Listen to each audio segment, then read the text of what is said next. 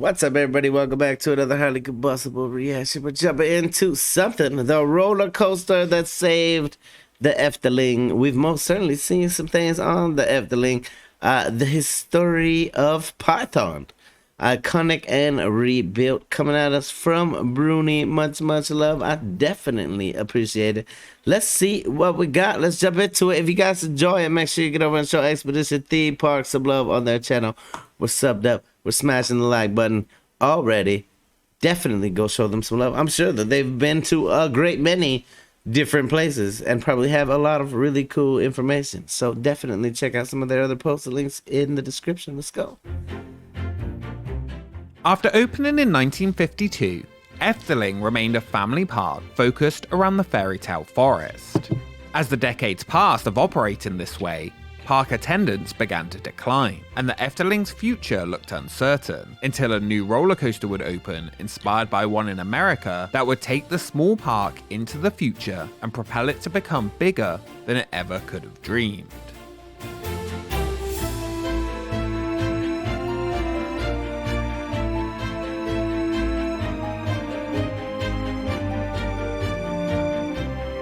This roller coaster looks almost identical to the Demon roller coaster at Paramount's Great America. That's a roller coaster I've been on several times. Interesting. Same corkscrew, same everything.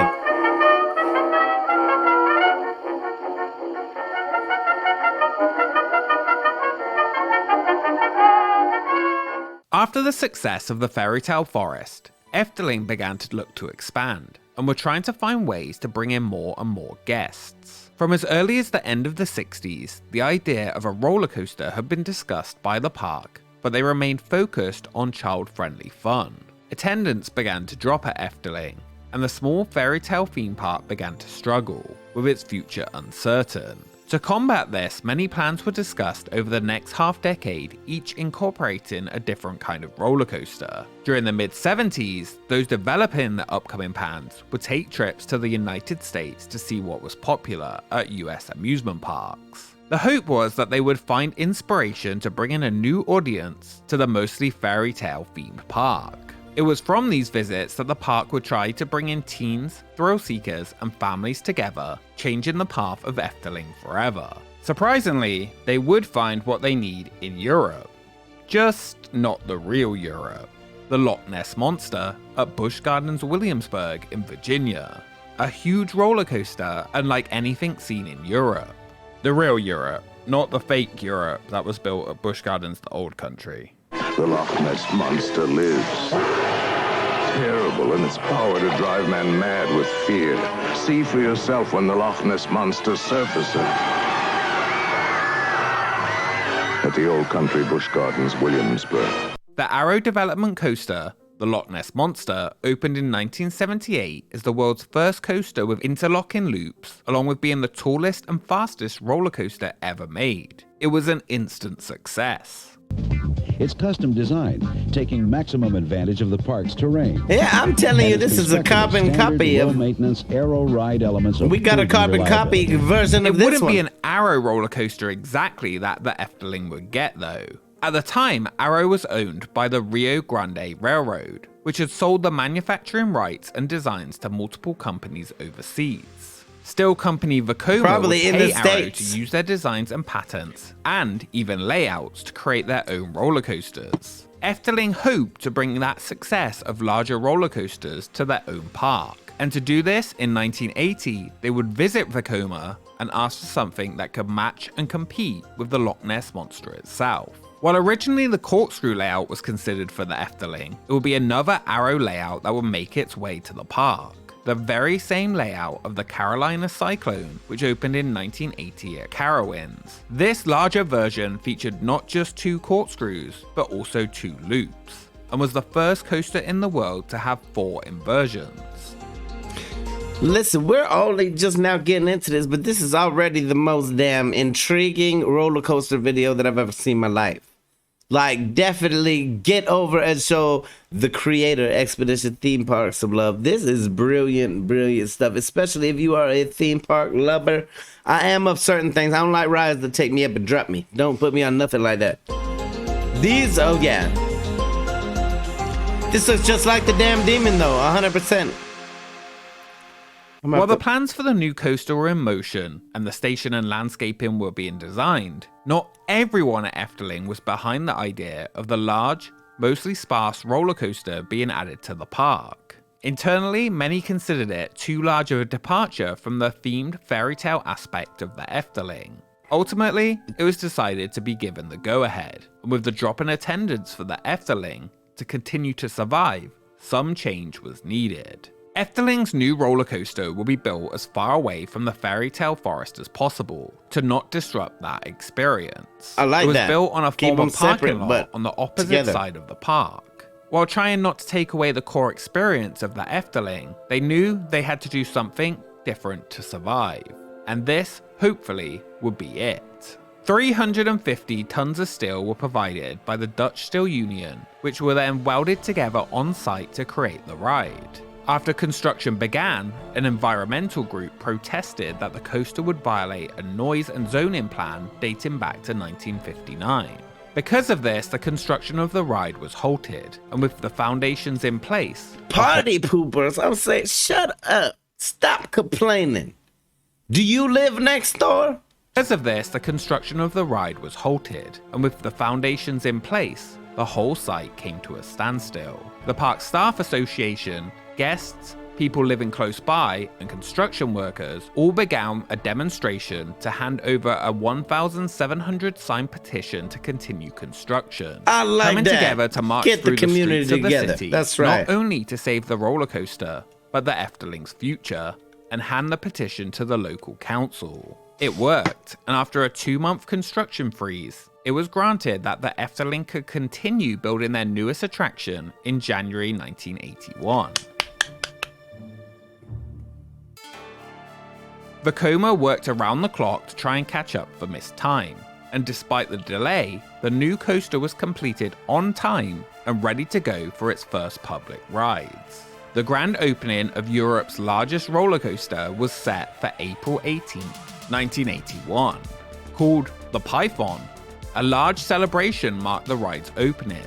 Spread throughout the park, sports displays and celebrities appeared, including local favourites the Dolly Dots, Ron Brandsteder, and Anita Mayer. They finished the celebration, each placing a handprint in cement on the path leading to the ride's entrance. The festivities were not kept at the Efteling, and the park would adopt a real python at the Amsterdam Royal Zoo, where a sign was put up at the exhibit saying this was the Python.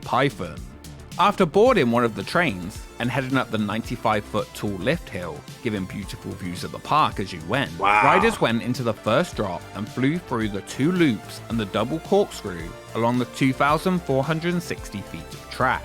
The Efteling's roller coaster would be nearly identical to the Carolina Cyclone, though slightly modified to fit the landscape, making it a little bit longer. In an instant, Efteling had not only taken a new step into transforming into a must-visit place, but the small fairy tale park had built the largest, fastest, and longest roller coaster in Europe. Python appeared in many TV shows over the years. Porsche even strapped a real car to the ride in 1989 for a commercial.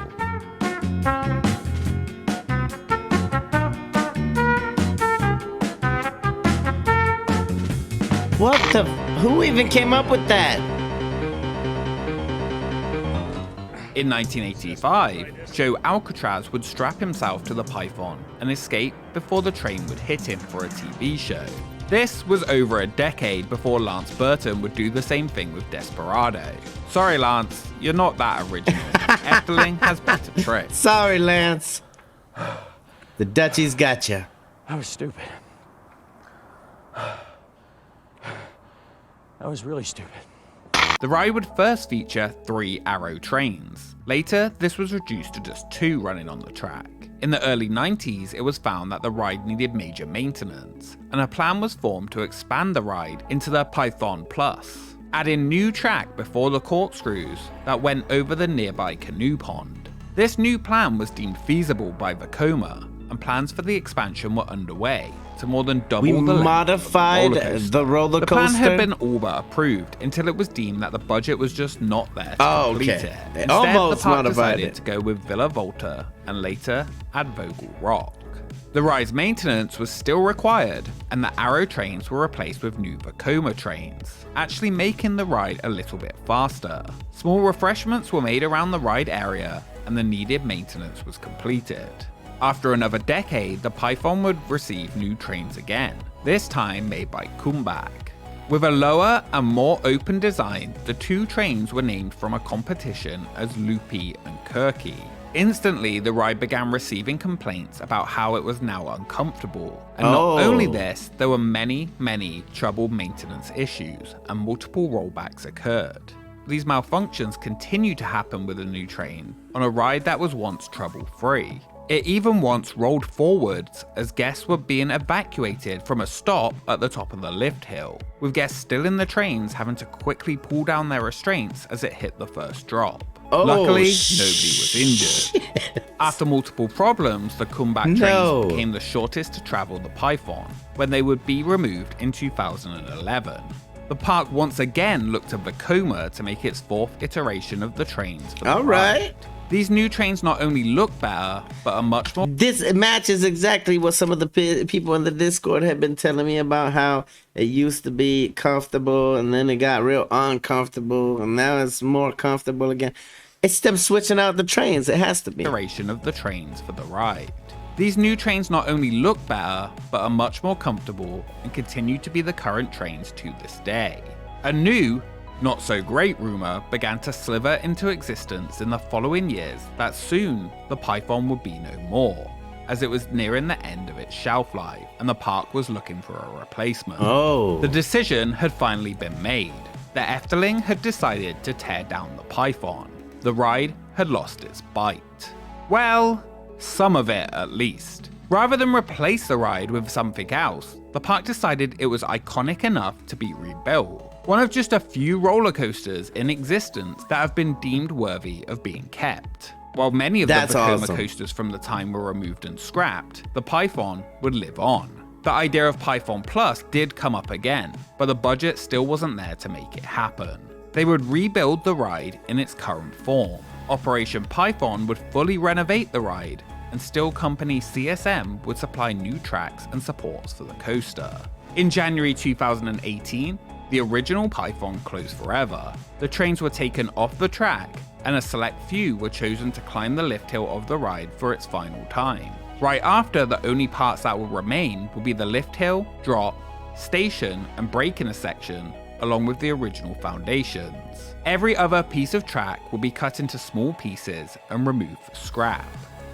The new track, made in France, will be transported to the Efteling and the rebuilding began, with slight modifications to the original layout to make the ride smoother and give it a more modern feel. The brakes, which were previously manual in the station, would now be automatic, with the control system also updated and modernized, and the remaining old track pieces were connected to the brand new pieces. If you visit the Efteling, take a look and you can see the old and new combined.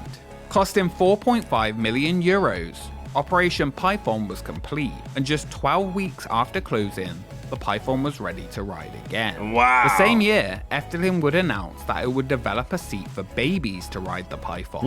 Even testing the seat on the ride, with many excited that their babies would be the first to ride the iconic rebuilt attraction. Actually, that was just an April Fool's joke from the park. I was like, what? The Efteling had kept the ride's legacy going, and it reopened smoother than ever for many to enjoy for years to come. While today it no longer remains anything near the biggest ride in Europe, its importance and opening cannot be understated. Nothing else existed on the same scale anywhere in Europe when it opened, and the Python had been an instant success in its opening year. The year it opened, Efteling had 400,000 more people visit the park than the year before, proving the investment had been the right one, and the Efteling would become a huge hit with the addition of the ride. The Python had literally not only changed the direction of the park's future, but made sure it had one. a huge turning point for the small park that led to the creation of some of the best rides ever built anywhere in the world. The Efteling had not only made the right decision to build the attraction in the first place, but also when they decided to rebuild it and preserve it for future generations. Efteling is truly one of the best and unique theme parks in the world, and without the Python, We have learned who this. knows if the park would even still exist today. Python transformed and pushed forward roller coasters all around Europe, making it truly an iconic European coaster.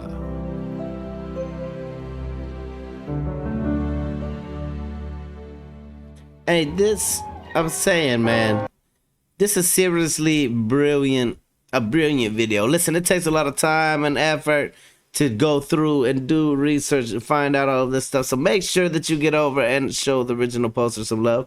Do me that favor. Go show Expedition Theme Park some love on their channel. The link is right inside of the description. This is probably the coolest explanatory video about any kind of a roller coaster that I've ever seen my whole damn life, and I know that they got more over there.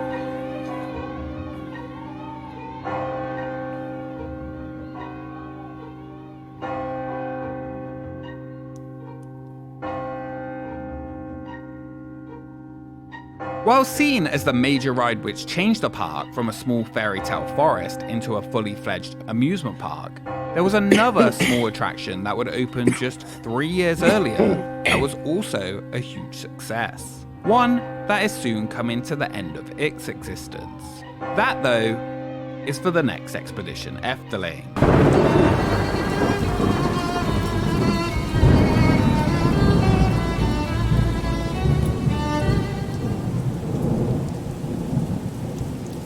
Thank you so much for watching this episode of Expedition Efteling. If you enjoyed it, make sure you subscribe to join the expedition. Please go subscribe. Follow us on Twitter and Instagram for updates on upcoming episodes, and a special thank you to our Patreons for supporting the channel. We will see you next time. There you have it, ladies and gentlemen. Expedition Theme Park with the roller coaster that saved the Efteling. The Efteling being a magical place that a lot of our Dutch subscribers, yeah, very, very important place to some of you guys. I can tell that just loads and loads and years of memories that people have made in a place like that for sure. Hey, this was seriously a brilliant video. I definitely appreciate the request. I appreciate you turning me on to Expedition Theme Parks for sure. If you guys enjoyed it, get over there, show the love, let them know Highly Combustible sent you. Smash the like button if you liked it, the dislike button, but I won't believe you. Check out the other video over here. Until the next one, Highly Combustible, you guys be happy, healthy, safe, love you to the moon and back. Peace.